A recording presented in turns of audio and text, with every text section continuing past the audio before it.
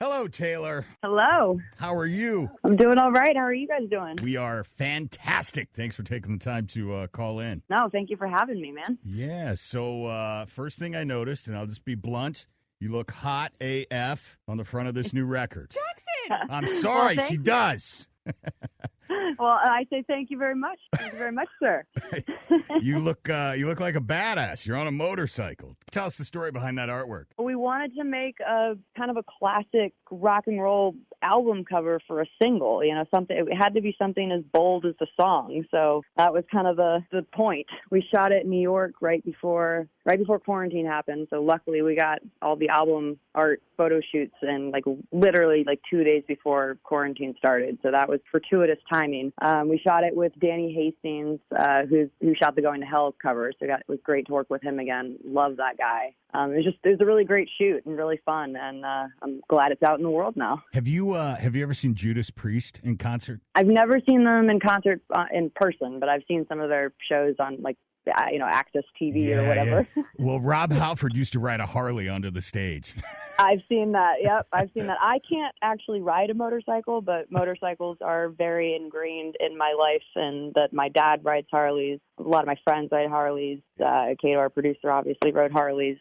He passed on a Harley, that's why this single cover is kind of an homage to him. Right. So it's the rock and roll. I think the only person who likes this image more than Jackson is me. I actually tried to buy the poster of it, and already it's sold out. So I'm going to have to get my hands on that one way or another. Sold out already? Yeah. Well, I couldn't find it on your website, so a lot of people must like it. Oh, crap. Well, I'll have to get you guys one. I'll sign one and send it to you. Oh, yay. That would rock. Speaking of rock, Death by Rock and Roll, due out later this year. So is the single indicative of what the rest of the album's going to sound like? Or the single is just the tip of the iceberg of the album, guys. It really is. It's there's a lot of common themes and stuff that run throughout the album, but it's really a journey. Like, each song is really its own world, and it is a record that's meant to be listened to from front to back. So you follow this journey that I went through, and my life for the past 4 years. So it almost feels like this record almost feels like a rebirth for us, in the sense that it almost kind of feels like our first record, because we really threw everything we possibly had and could at it and into it. I'm just really excited for people to hear it. I feel like it's the best thing we've ever made. It's Pretty Reckless revamped 2.0. Right. I love a record that, like you said, start to finish, because in this day and age, you get a lot of people that are just, buying singles, and it's just not the same. It's not the same as having a record. It's not the same, and that's why we wanted to put Death by Rock and Roll out first. It's the first song on the record, so it's like, okay, here's the first taste. So Matt Cameron helped produce the album, and we know that Tom Morello also makes an appearance on the album. I was wondering if there was anyone else that you collaborated with, mostly because here at MMR, we love Back to the River, and that's a collaboration with Warren Haynes. So it seems like when you find the collaboration that clicks, it's just magic. That's how I always look at collaborations, is like, you can't force a collaboration. It really has to come around organically. And with Matt, it's actually Matt and Kim Sale of Soundgarden are both on one of the songs. And that came about as, we developed quite a friendship over the past few years. And I had this tune, and I was like, guys, this is asking for you guys to be on this. Like, are you in? And they said yes, and we flew to Seattle and recorded that at London Bridge Studios, which was awesome, just the history of that place. I mean, Pearl Jam 10, Soundgarden's Louder Than Love. So, just to really kind of get in that zone and be a part of that history, and then be a part of that history with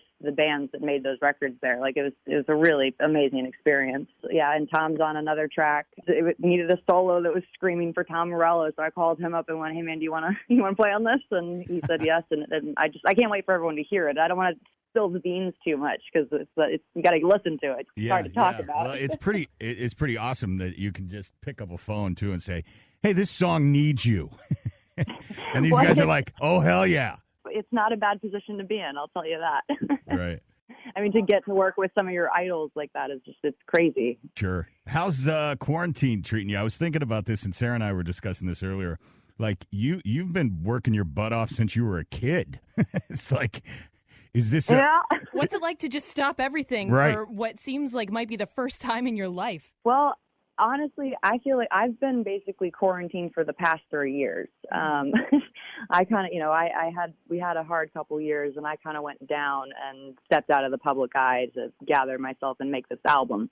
So I was really looking forward to getting back out on the road with, releasing the first single and getting back out on tour. Like I was like back into society, and obviously this has put a damper on that.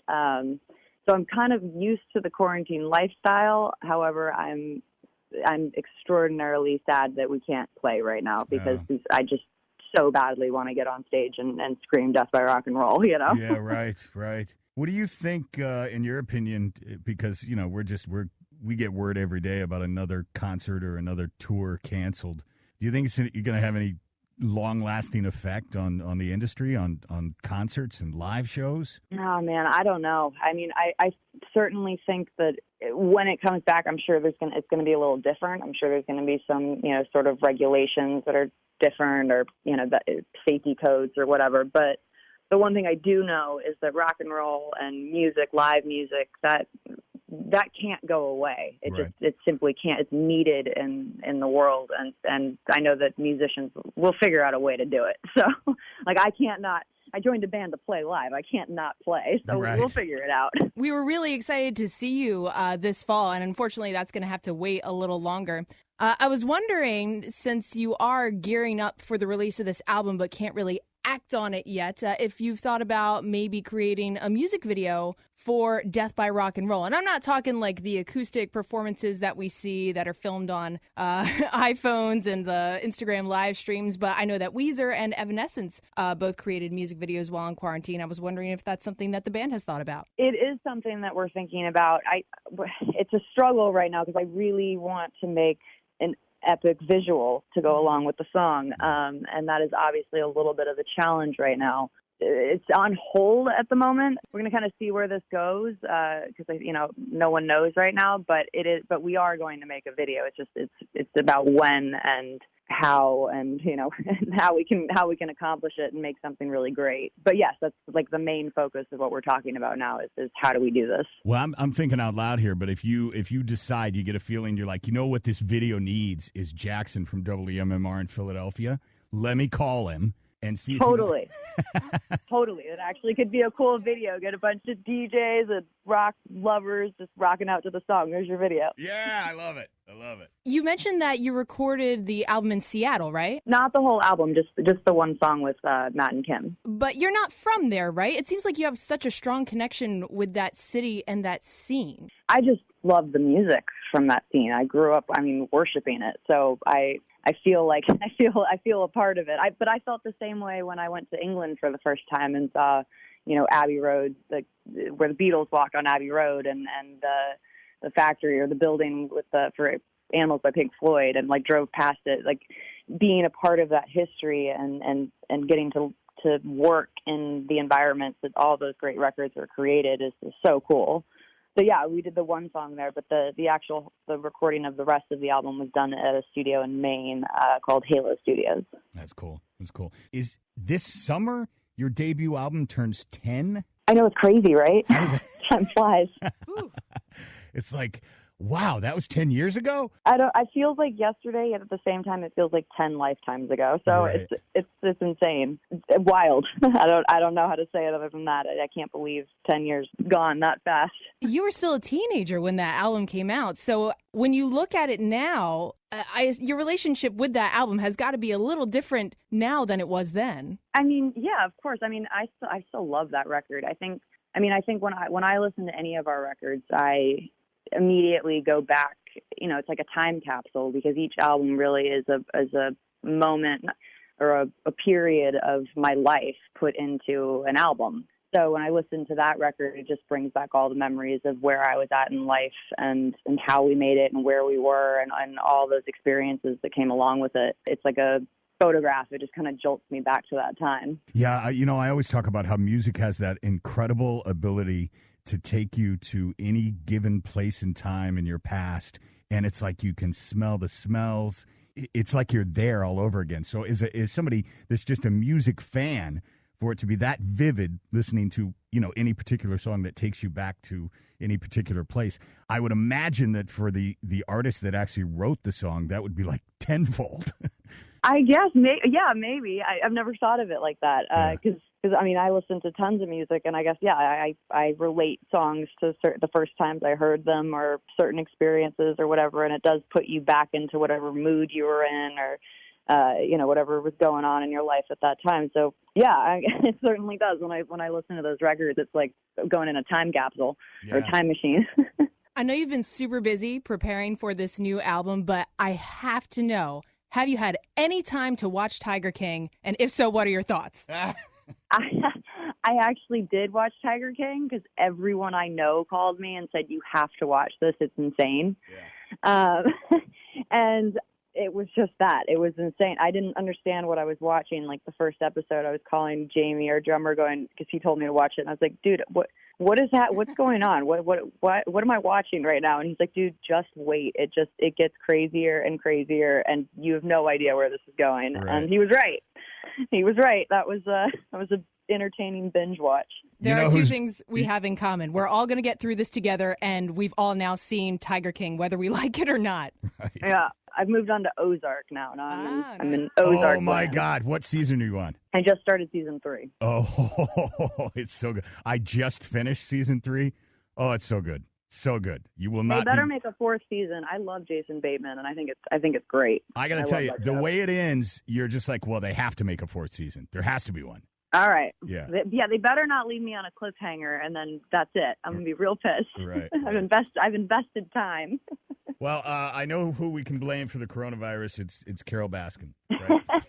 Yeah. Well, Taylor, thanks so much for taking the time to chat with us today. Like Sarah said, and we all kind of have the same feeling. We were so excited to see you guys coming up at the Barbecue that got pushed to September, and now it's been canceled. It's a bummer. I was really looking forward to it. I mean, we had some of the best touring lined up. I mean, MMR and all the festivals in the States, and then it was like Foo Fighters and Guns N' Roses and Pearl Jam, and it's a real bummer. But I don't think any of it's really canceled. It's all just getting pushed. So it's like life just hit a giant pause button, and it's like, okay, I'm just learning to adapt and do stuff from home and figuring out how to adapt to this new world for the time being. But then we'll see where it goes. Yeah, because it will pass. I mean, all storms pass. So we'll see where this lands, and we'll see where all the boats land at the end of this. Yeah, very true, very true. And we were looking forward to talking to you at the show in sunnier days, because I don't know if you recall, but the last time we tried to chat was right after Chris had passed, and everybody. Yeah, I wasn't doing so well. Yeah, well, everybody understandably so. Yeah,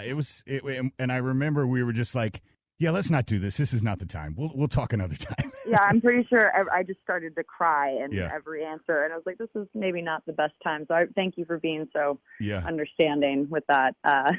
And sunnier times. So now, of course, COVID, but sunnier times are on the horizon. They've got to be, right? They've got to be. Yeah. They've got to be. Well, there's the murder hornets. No.